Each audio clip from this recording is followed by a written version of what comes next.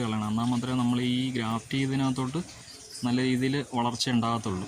അല്ലെന്നുണ്ടെങ്കിൽ താഴത്തുനിന്ന് ശിഖരങ്ങൾ വന്ന് ഇതിനെ അത് ശോഷിച്ചു പോകാനായിട്ടുള്ള സാധ്യതയുണ്ട്.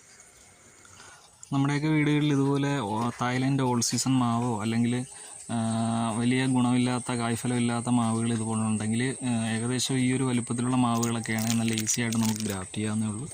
എല്ലാ ശിഖരങ്ങളും ഇതുപോലെ കട്ട് ചെയ്തിട്ട് ഓരോ ശിഖരങ്ങളിലും ഓരോ വെറൈറ്റികൾ വീതം നമ്മൾ ഗ്രാഫ്റ്റ് ചെയ്യുക. അപ്പം നമുക്ക് ഒരു വെറൈറ്റി തന്നെ 2 ശിഖരങ്ങളിലെങ്കിലും ചെയ്യാൻ നോക്കുക. അപ്പോഴേക്കും നമുക്ക് എല്ലാ വെറൈറ്റികളും, ഇപ്പോൾ നമ്മൾ 8 വെറൈറ്റിയാണ് ഉദ്ദേശിക്കുന്നതെങ്കിൽ നമുക്ക് ആ ഒരു 8 വെറൈറ്റി നമുക്ക് പിടിച്ച് കിട്ടും. അപ്പം നമുക്ക് മഴ ഉള്ള സമയത്തോ തണുപ്പുള്ള സമയത്തൊക്കെയാണ് ഗ്രാഫ്റ്റിംഗ് ചെയ്യുന്നതെങ്കിൽ തീർച്ചയായിട്ടും നമുക്ക് ഒരു 95% എങ്കിലും പിടിച്ച് കിട്ടും. ഇതുപോലെ നമ്മുടെ വീടുകളിലെ മാവുകൾ ഗ്രാഫ്റ്റ് ചെയ്യുന്നതിന് വേണമെന്നുണ്ടെങ്കിൽ എന്നെ വിളിക്കാം. എൻ്റെ നമ്പർ ഞാൻ ഇതിനകത്ത് കൊടുത്തിട്ടുണ്ട്.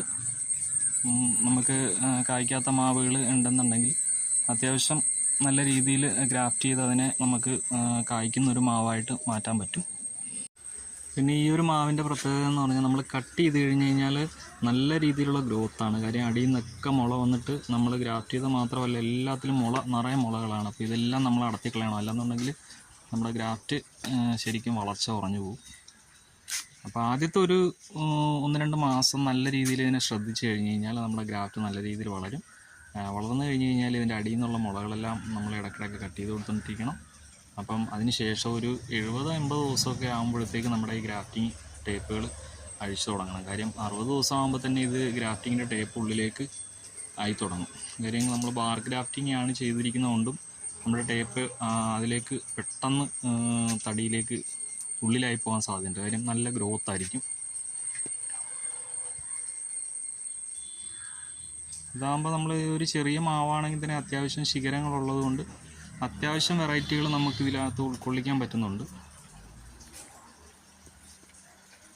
ഗ്രാഫ്റ്റിങ്ങിൽ പ്രധാനമായിട്ട് നമ്മൾ ശ്രദ്ധിക്കേണ്ടതെന്ന് പറഞ്ഞു കഴിഞ്ഞാൽ നല്ല ഷാർപ്പായിട്ടുള്ള കത്തി ആയിരിക്കണം.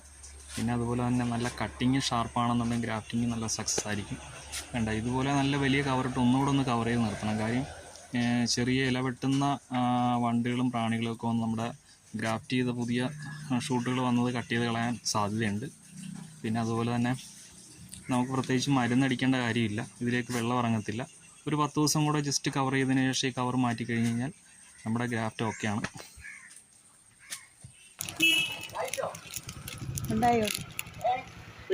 പിടിച്ചു ഇല്ല, കായ്ക്ക് തളിര് വന്നതേ ഉള്ളൂ. എന്തായാലും മാവ് ടോപ്പ് വർക്ക് ചെയ്ത് കഴിഞ്ഞാൽ നമ്മളൊരു 2 വർഷമെങ്കിലും വെയിറ്റ് ചെയ്യണം. എന്നാൽ മാത്രമേ നമുക്ക് പ്രതീക്ഷിക്കുന്ന ഒരു റിസൾട്ടിലേക്ക്